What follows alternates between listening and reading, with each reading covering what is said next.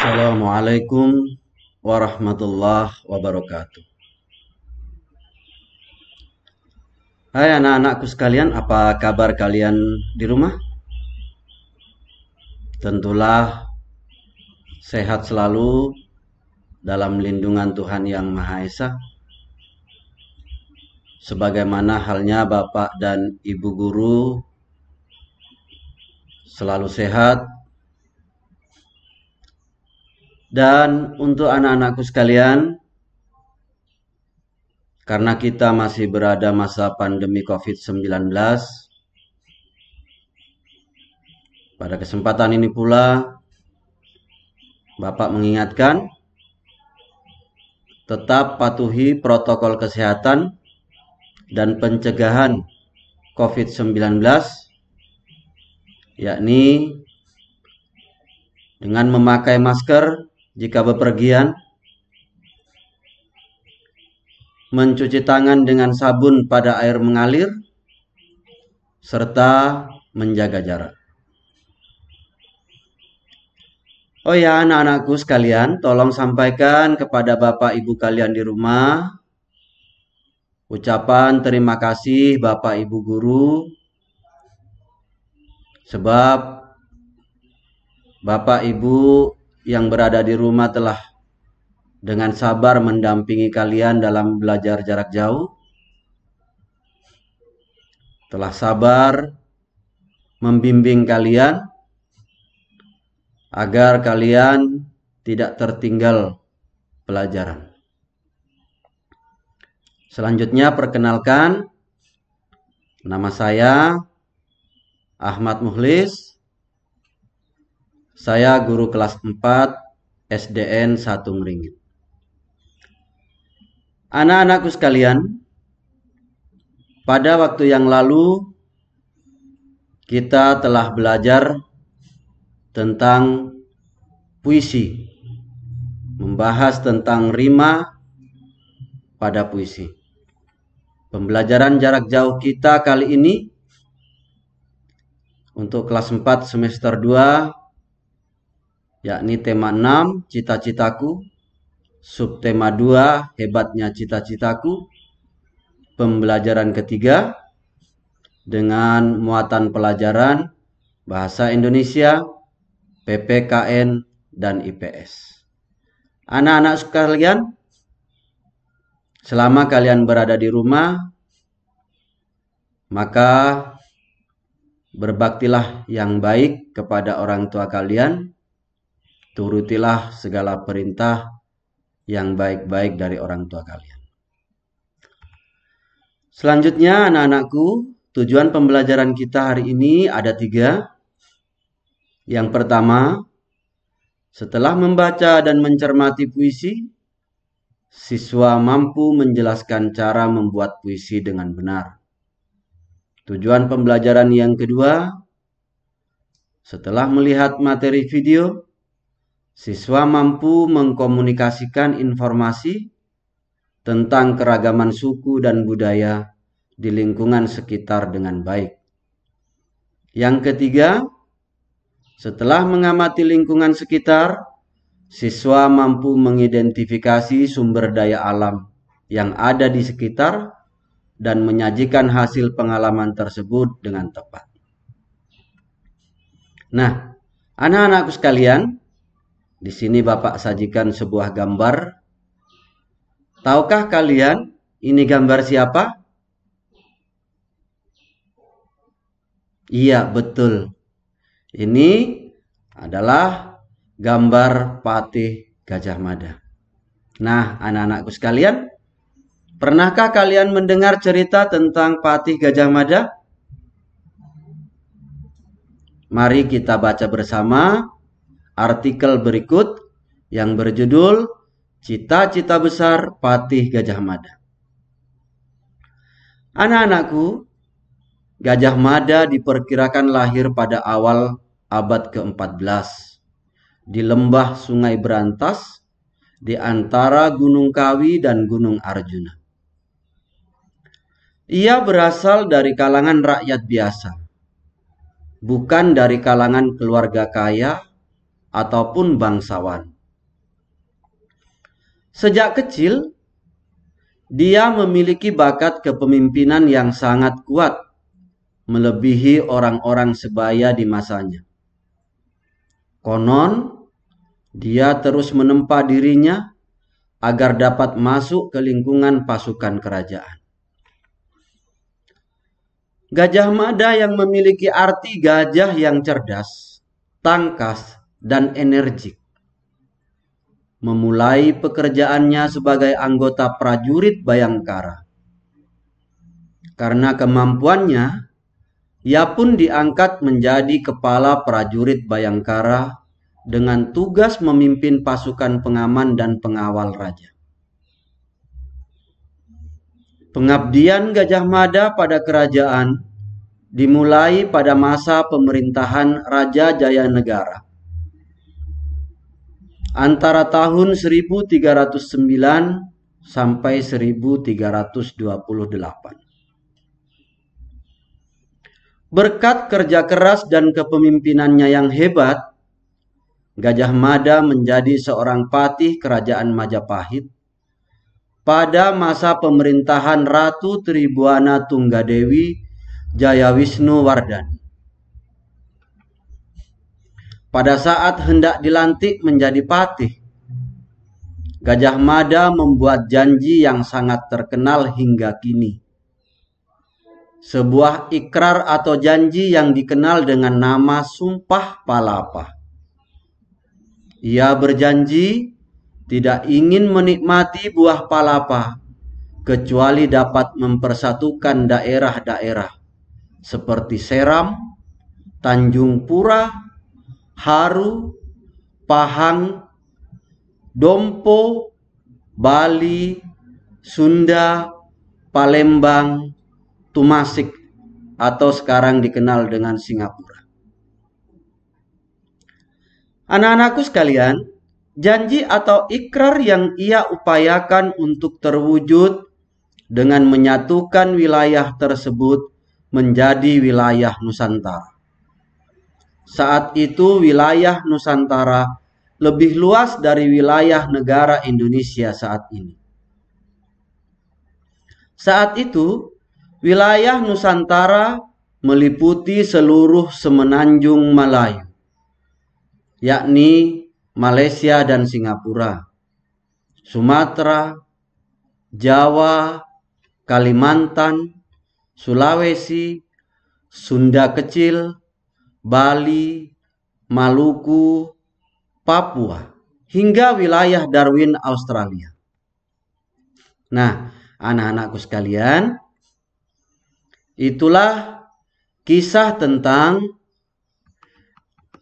cita-cita besar Patih Gajah Mada, di mana pada saat beliau hendak dilantik menjadi patih, mengucapkan ikrar atau janji yang sangat terkenal dan dikenal hingga kini dengan nama Sumpah Palapanya, yakni Patih Gajah Mada tidak ingin menikmati buah palapa kecuali dapat mempersatukan daerah seperti yang sudah kita bahas di awal. Sekarang anak-anakku sekalian, setelah kita baca bersama artikel tadi, mari kita jawab. Dari mana asal-usul Patih Gajah Mada? Yang kedua, apa cita-cita Patih Gajah Mada?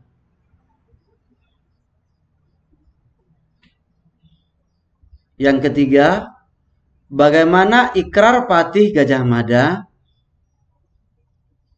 Nah, anak-anakku sekalian, tentulah kalian bisa menjawab ketiga soal ini. Kemudian, jika masih ada kesulitan pada anak-anak, boleh dibuka kembali buku pelajarannya. Kita lanjutkan. Berikut Bapak sajikan sebuah puisi karya De Caritas dengan judul Mahapati Gajah Mada.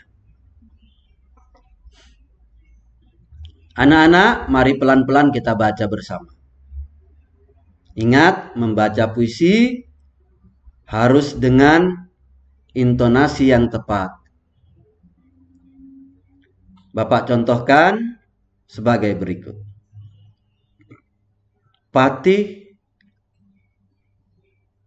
saya ulang, Mahapati Gajah Mada, karya D. Caritas.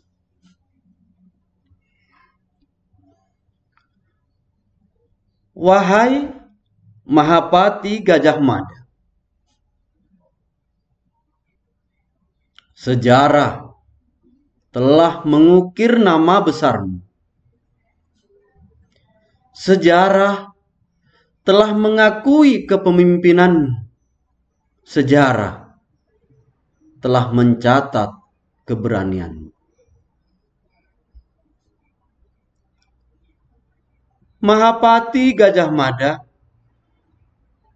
tak akan hilang dari benak kami, para pemuda bangsa. Kisah kepahlawananmu, semangat pantang menyerahmu, dan usaha keras untuk mewujudkan cita-citamu. Mahapati Gajah Mada, kami akan terus membangun bangsa ini. Kami akan terus menjaga persatuan dan kesatuan negeri ini. Dan kami akan terus menghormatimu, pahlawan kami.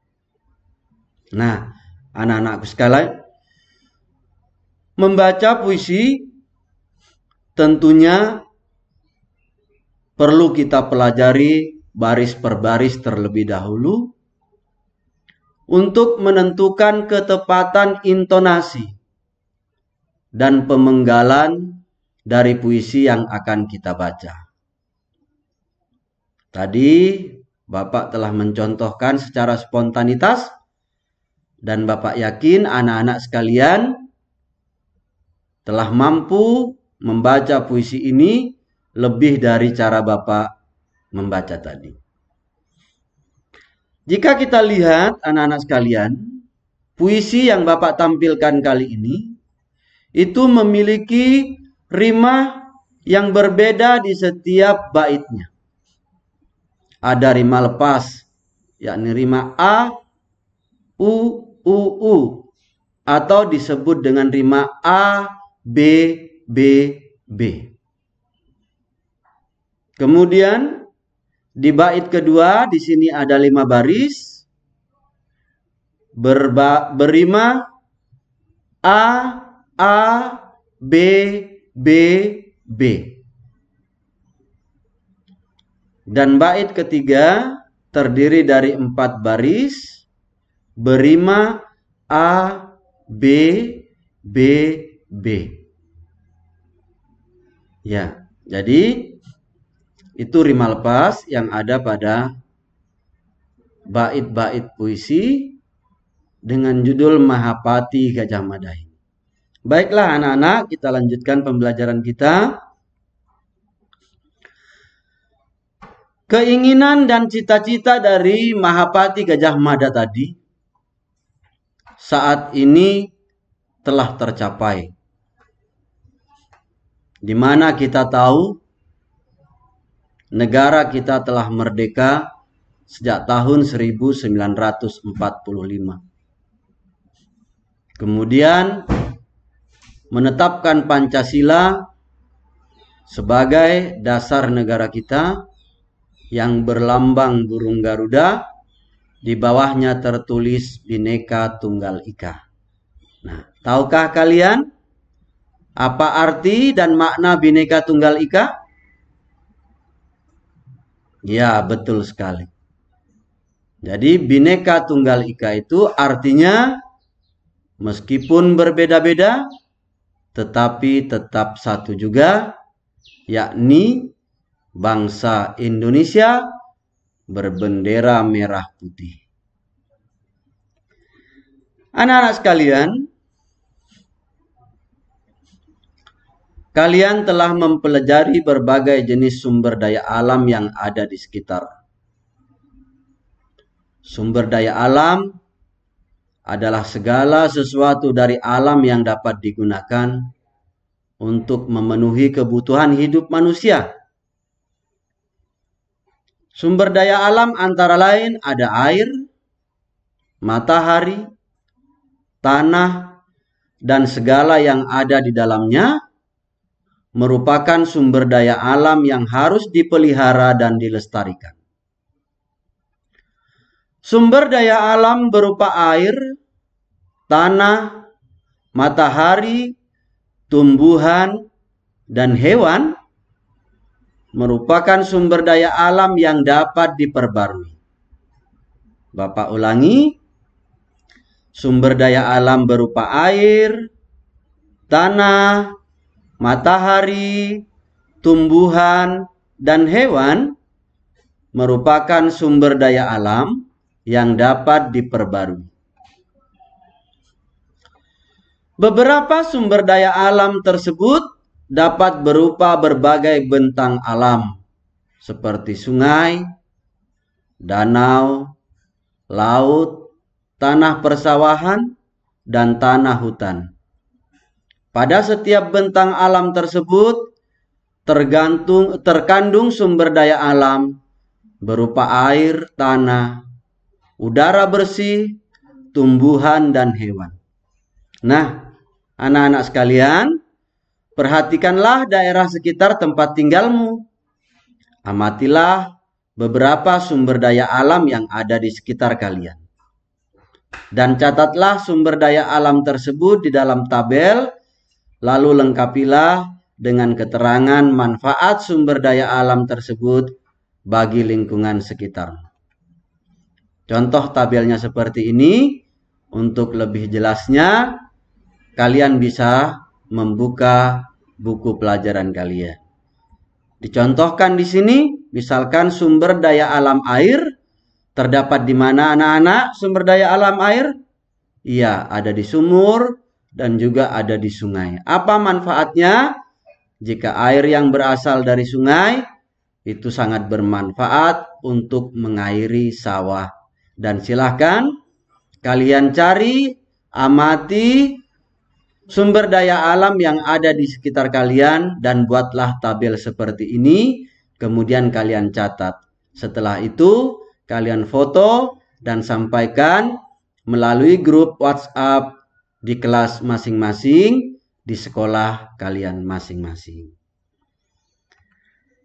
Itu anak-anakku sekalian yang dapat Bapak sampaikan pada kesempatan ini. Tetap semangat belajar di rumah dan ingat tetap patuhi protokol kesehatan COVID-19 dengan memakai masker jika ingin bepergian, menjaga jarak, dan sering-seringlah mencuci tangan pakai sabun di air mengalir. Itu yang dapat Bapak sampaikan pada kesempatan ini. Jika ada kekurangannya mohon dimaafkan. Selanjutnya, silakan anak-anak sekalian menunggu tugas dan latihan soal dari pembelajaran ini melalui grup WhatsApp. Assalamualaikum warahmatullahi wabarakatuh.